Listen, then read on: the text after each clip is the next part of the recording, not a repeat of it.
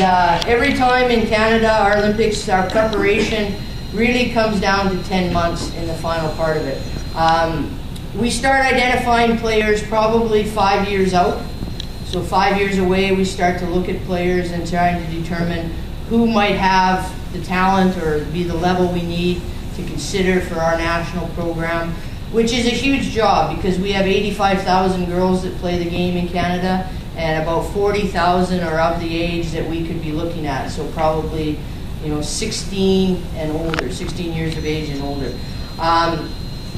Out of that group, so all those players, as we moved along, we ended up with 26 that we brought full time and that were together with us for 10 months.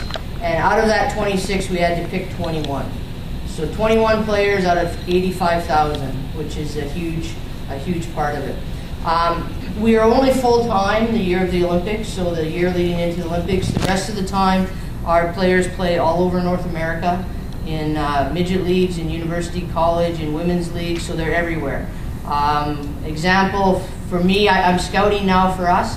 A couple weeks ago, I was in upstate New York, I was in Ontario, I was in Newfoundland, I was all over eastern North America to watch our players play. So we play everywhere. Our training took place over 240 days. 210, which were the training, and 30 days, which was our actual time here in Vancouver at the Olympics. And the way our last 3 Olympics have gone, and who's to say we're going to do 2014 the same way, but we do a boot camp in the middle of May, middle of June, where we take our players and our staff and we go someplace where really they can't be distracted, they can't run home, they can't go see their friends, and we train. We train on ice, we train off ice, and what our days look like at that boot camp this year was at 7 in the morning, we met at a certain part in town. We ran for an hour, and then we went off to different stations. So one station was on ice skills, so skating, puck control, just basic skills of hockey. One station was weightlifting, so their strength and their power in the weight room.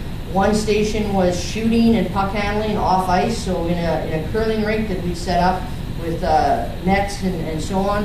And then one station was just core strength, so things that you would normally do if you were training for track and field, more so than anything else, core strength and quickness. And so the players would do 2 stations in the morning, and then they'd have dinner. They get about 90-minute break, and they'd have dinner, and then they'd do the other 2 stations in the afternoon.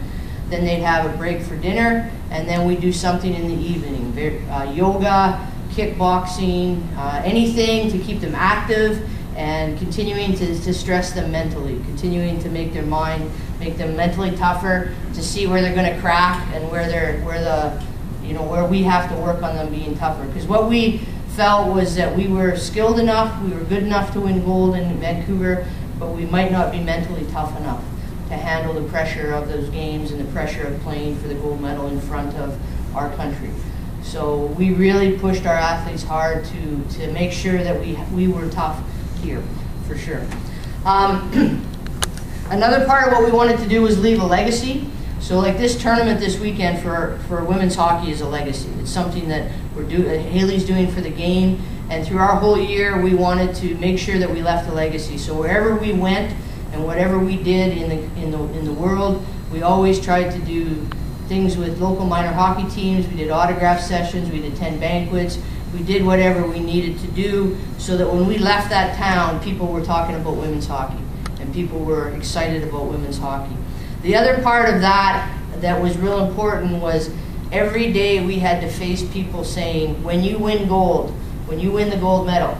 So we couldn't hide from the fact that the expectation was that we had to win the gold medal. And we had to deal with that every day of those 240 days.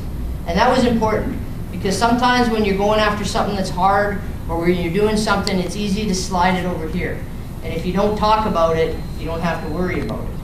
And we wanted to make sure that the gold medal was something we talked about and that was something that was right there. It wasn't something we were scared of. It was something that we wanted to do and wanted to get to. Players, and every one of them has a university degree or is in the process of completing a university degree. We also have 3 players with master's degrees and a 4th that's just completing her master's degree. So for us, nobody's going to pay us $1 million to play hockey. We're not going to get money for hockey. We'll get enough sometimes to pay the bills, but nothing that we can live off of. But the university degree, number one, allowed us to play hockey through once we got out of minor hockey, and then now it's going to allow our players down the road to be successful and get careers and do the things that they want to do when hockey's done. So the education part of it for us has been huge in terms of what they've done as they've gone along. And for some of them, it took 6 or 7 years to get their degree because they couldn't take a full set of classes every year because of hockey, but they stuck with it. And you know, we're pretty proud of the academic backgrounds there of all of our players. Just a few things that I've learned, I think, over time and that I think are important. You know, be you. Be proud of where you come from. I grew up in a town of 1,000 people, no street lights, no Tim Hortons, no nothing, and a couple stop signs, that's about it. But I've never apologized for where I came from. That's where I came from, and that's what made me me. And I often joke around that I'm a redneck Albertan, and I'm proud of it. And I am. Although there might be things come out of my mouth that you might not expect at times, but that's the redneck Albertan in me. You know, take the things that are good that you have and keep those, and look around the room and find other things in other people that you like, and try to put those into your life. That's what I've always tried to do. And when I see things I don't like, I try to make sure I don't do those things that irritate people as well. Although I know I do things that irritate people. I think choose your friends wisely, and when you find the right ones, value them. And what that means for me is that not everybody's going to support a woman in hockey. And I think a lot of you young ladies here know that, how hard you've worked to be here. And not everybody's going to support you. And not everybody, if you're training or doing things, not everybody's going to go to the gym with you. You know, they're going to try to get you to do things that take you away from your passion. So pick the friends that will do that. Pick the friends that hate the weight room but will come and read a book while you do the workout. Or whatever it takes, come to the rink and freeze their butt off so they can go to a movie after.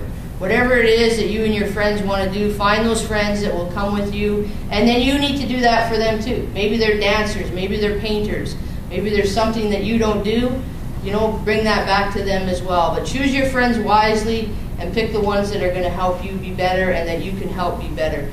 I put a picture of a zebra here because a coach that I admire greatly, Claire Drake from the University of Alberta, he always says that you can paint a zebra black, but eventually the stripes show through. So it doesn't matter what type of person you are or pretend to be, eventually your true self will come out if that's your true self, and that's the spots of the zebra that will come out eventually, even if you paint the whole zebra black. And for us in our training with our players and everything we did with boot camp, it was about finding the zebras. And it wasn't about punishing them, and it wasn't about cutting them to find them. It was about finding them and then finding out how we can massage that and how mentally tough they can be to manage those things that cause the spots to come out. So I think that's, for me, I've always lived by that. I think that's so important.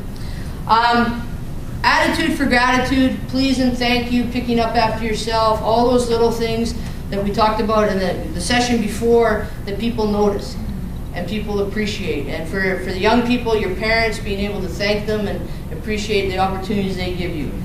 Talent will always get you in the door, but hard work keeps you there. So you may be the best player, you may be the smartest coach, you may be whatever it is you love to do, you may be the best at it, but if you don't work at it and work to get better at it, the door is not going to stay open for you. So it'll get you in the door, but it's not going to keep you there. So keep that in mind.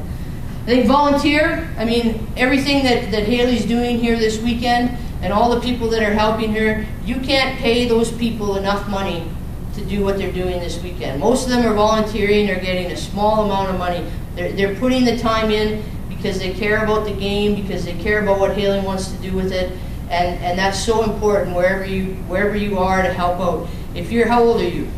I'm 10. You're 10, so help the 7 and under team.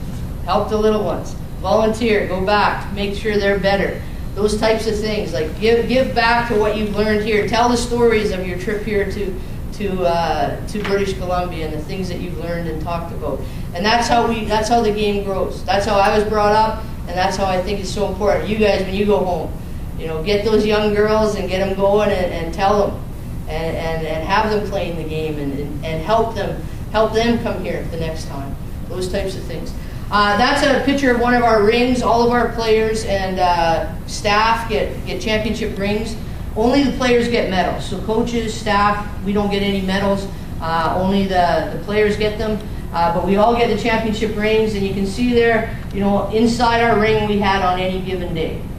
And that was our record: 57 games played, 44 wins, and 13 losses over the course of the season. We actually played 60 games, but 3 of them were, you know, red-white games, like amongst ourselves, so we didn't put it in the standings. But you know, on any given day, the attitude for gratitude, the hard work, volunteering, those are the types of things that are going to make our game successful and bring us forward. I think opportunity